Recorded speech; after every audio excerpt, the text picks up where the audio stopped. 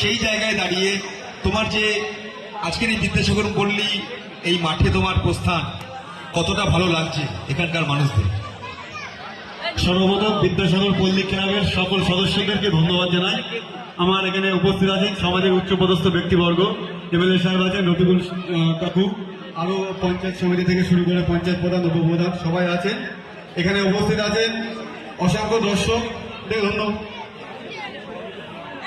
পঞ্চায়েত সমিতির সভাপতি আছেন হালিমা বিবি, আমাদের এখানে উপস্থিত আছেন বারাসাত ও রাজারহাট এলাকার সুবিখ্যাত অ্যাঙ্কার শাহজুল হক, আমাদের ম্যাচ অফিসিয়াল আতিয়ার কাকু আছেন।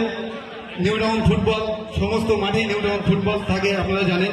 যারা খেলার মাঠে খেলা হচ্ছে এটা সত্যিই ভালো লাগছে। এখানে যারা সমাজসেবক আছে সবার কাছে একটাই আমার দাবি থাকবে যে এখন খেলা তো আর মাঠে হয় না, খেলা হয় ফোনে, লুডো খেলা ফোনে, যাবতীয় অল খেলা সব ফোনে হয়।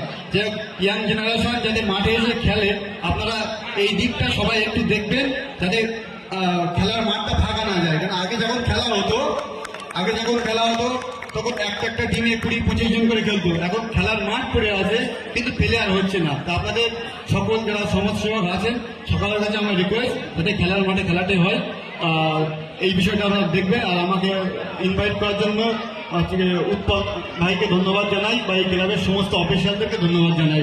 আমি এই বলে আমার বক্তব্য শেষ করি। সকলকে ধন্যবাদ জানাচ্ছি।